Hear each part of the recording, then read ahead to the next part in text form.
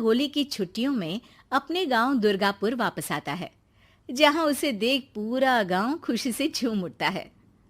जब गया था तब इतना सा था और अब देखो कितना बड़ा हो गया है।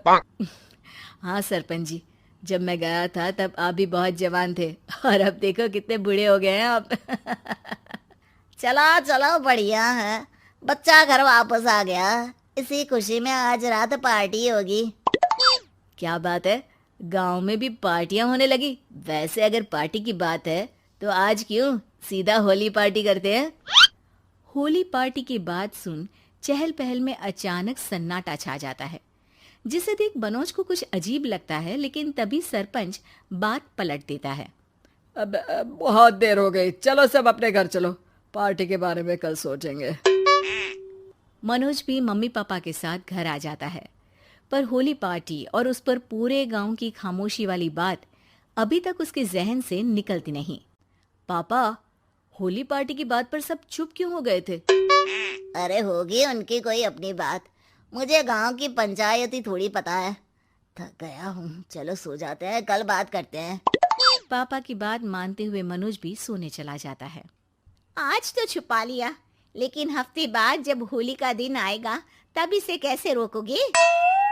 अगली सुबह सूरज के साथ ही मनोज भी गांव घूमने निकल जाता है, जिस पर रास्ते में उसे अपनी ही उम्र के कुछ लड़के भी मिलते हैं, जिनसे दोस्ती कर अब वो उनके साथ घूमने लगता है।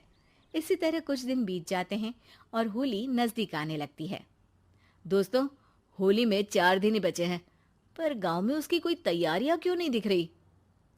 क्योंकि यहाँ होली नहीं मनाई जाती। अरे पर ऐसा क्यों?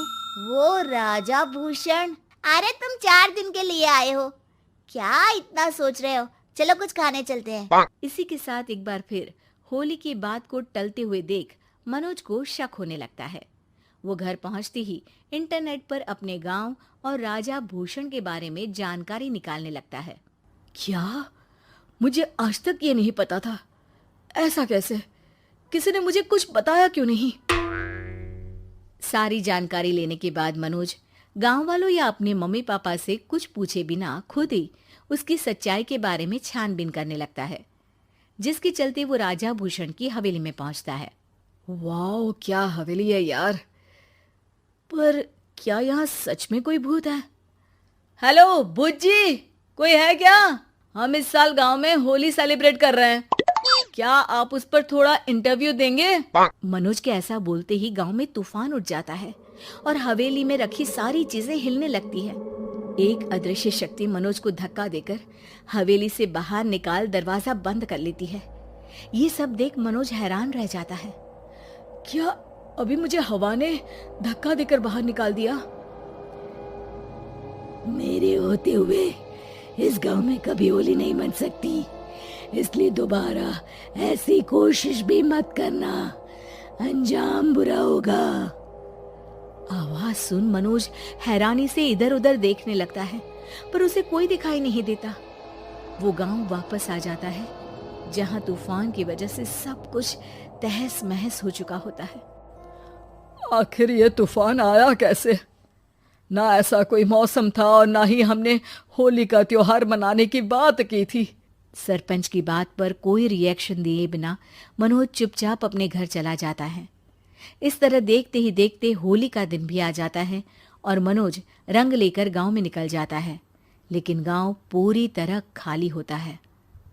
अरे त्योहार का दिन है, धूमधाम की जगह मातम क्यों मनाया हुआ है? मनोज की आवाज सुन सब अपने घर की खिड़कियां खोल के घर के अंदर से ही उसे वापस जाने के लिए कहने लगते हैं, पर वो किसी की नहीं सुनता। तुझे पहले भी समझाया था, अगर होली खेलने की कोशिश भी की तो अच्छा नहीं होगा। अरे बात मान लो बेटा, तुम्हें सच नहीं पता। मुझे सब पता है। सालों पहले इस राजा ने एक अंधविश्वास फैलाया और आप लोग आज तक उसे मानते आ रहे हो।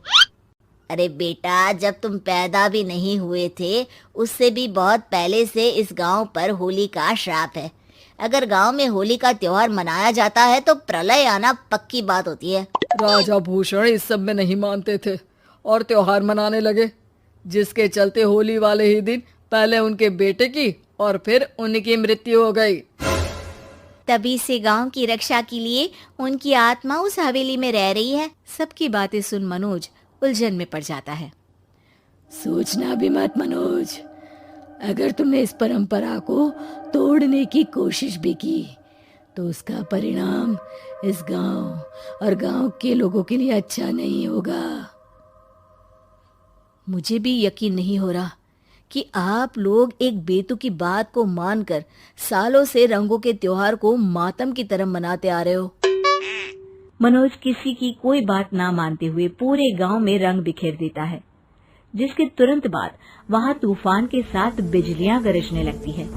अचानक मौसम में ऐसा बदलाव देख जहां मनोज कंफ्यूजन में आ जाता है, वहीं गांव वाले डर से सहम जाते हैं।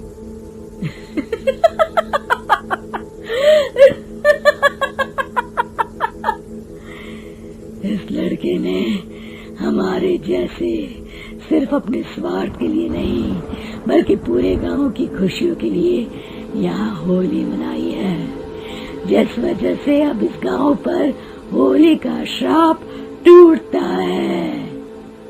ऐसा बोलकर राजा का भूत वहां से गायब हो जाता है, जिसके बाद गांव के लोग धूमधाम से होली मनाते हैं। खुशियों के रंग गांव में बिखरे ही होते हैं कि अगली सुबह अचानक मनोज कहीं गायब हो जाता है और एक बार फिर गांव में होली का नया राज शुरू हो जाता है।